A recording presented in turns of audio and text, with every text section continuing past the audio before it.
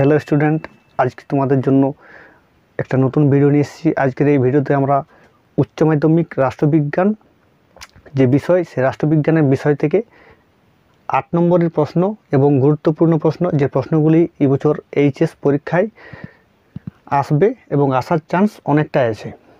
এই প্রশ্নগুলি তোমরা যদি ভালো করে মুখস্থ করো তাহলে কিন্তু তোমাদের উচ্চ মাধ্যমিক যে রাষ্ট্রবিজ্ঞান সাবজেক্ট আছে তাতে কিন্তু তোমাদের কমন পাওয়ার চান্স কিন্তু অনেকটা আছে, এবং আমি আশা করি তোমরা কিন্তু এই প্রশ্নগুলি কমন পেয়ে যাবে। তো উচ্চ মাধ্যমিক সমস্ত বিষয় সাজেশন ও নোটস আমার এই পাঠশালা বাংলা চ্যানেল থেকে পাওয়া যায়। তোমরা চ্যানেলটি সাবস্ক্রাইব করে রাখো এবং প্রতিটি বিষয় কিন্তু আমার আলাদা আলাদা প্লেলিস্ট করা আছে। সেই প্লেলিস্টে কিন্তু আমার সাবজেক্ট অনুযায়ী বাংলা প্লেলিস্ট আলাদা, ফিলোসফি আলাদা, রাষ্ট্রবিজ্ঞান, ভূগোল প্রভৃতি প্লেলিস্ট ভাবে অনুযায়ী ভাগ করা আছে, এবং প্রত্যেকটি প্লেলিস্টে তোমরা বিভিন্ন সাবজেক্টের কিন্তু সাজেশন এবং নোটস পেয়ে যাবে। তো বেশি দেরি না করে দেখা যাক আমাদের 2024 উচ্চ মাধ্যমিক পরীক্ষার রাষ্ট্রবিজ্ঞান বিষয়ের যে গুরুত্বপূর্ণ 10টি প্রশ্ন, সেই 10টি প্রশ্ন আমরা দেখে নিই। প্রথম প্রশ্ন হচ্ছে আমাদের মার্ক্সের রাষ্ট্র ও বিপ্লব সম্পর্কিত তত্ত্ব আলোচনা করো।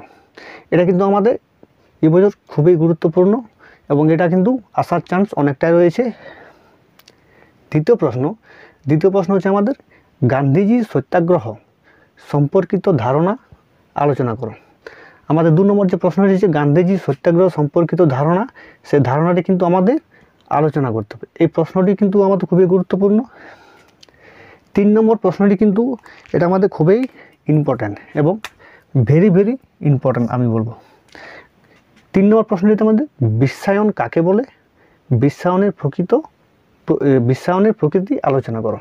তো আমাদের 3 নম্বর প্রশ্নটি কিন্তু এবছর খুবই কিন্তু ইম্পর্ট্যান্ট হতে চলেছে। এটা কিন্তু আসার চান্সটা আমার মনে হয় অলরেডি কিন্তু এই প্রশ্নটি কিন্তু পরীক্ষাতে এসে গেছে। পরের প্রশ্ন 4 নম্বর প্রশ্ন হচ্ছে আন্তর্জাতিক সম্পর্কের সংজ্ঞা দাও, আন্তর্জাতিক বিকাশের ধারা সম্পর্কে সংক্ষেপে আলোচনা করো। 4 নম্বর প্রশ্নটি কিন্তু আমাদের খুবই গুরুত্বপূর্ণ। এবং 5 নম্বর প্রশ্ন হচ্ছে ক্ষমতা স্বতন্ত্রীকরণ নীতি বলতে কী বোঝো। তার সাথে আরেকটি প্রশ্ন থাকবে এই নীতির পক্ষে ও বিপক্ষে যুক্তি দাও। 6 নম্বর প্রশ্ন কী আছে? 6 নম্বর প্রশ্ন হচ্ছে আমাদের দ্বিকক্ষ বিশিষ্ট আইনসভার পক্ষে ও বিপক্ষে যুক্তি দাও। তাহলে আমাদের যে দ্বিকক্ষ বিশিষ্ট আইনসভা আছে, আইনসভা, সেই তার পক্ষে ও বিপক্ষে যুক্তি দাও। এই প্রশ্নটি কিন্তু খুবই গুরুত্বপূর্ণ।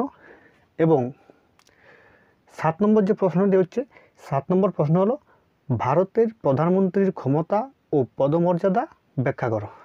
আমাদের ভারতের যে প্রধানমন্ত্রী আছে, প্রধানমন্ত্রী ক্ষমতা ও পদমর্যাদা সে সম্পর্কে ব্যাখ্যা। এই প্রশ্নটি কিন্তু খুবই গুরুত্বপূর্ণ।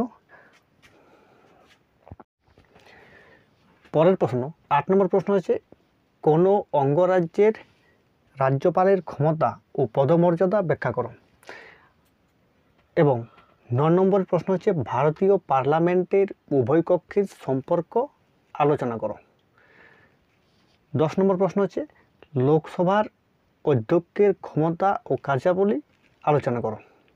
তো আজকে আমি যে এই 10টি প্রশ্ন তোমাদের দিলাম, এই 10টি প্রশ্ন কিন্তু খুবই গুরুত্বপূর্ণ এবং এবছর উচ্চ মাধ্যমিক পরীক্ষায় আসার চান্স অনেকটা রয়েছে। এবং আমার মনে হয় এই 10টি প্রশ্নের মধ্যে তোমরা প্রত্যেকটি প্রশ্নই কিন্তু কমন পাবে। আমার এই পাঠশালা বাংলা চ্যানেলটি তোমরা সবাই সকলে সাবস্ক্রাইব করে রাখো, এবং এই চ্যানেল থেকে বিভিন্ন বিষয়ের সাজেশন ও নোটস পাওয়া যায়। আমার ভিডিওটি ভালো লাগলে লাইক, কমেন্ট ও শেয়ার করো।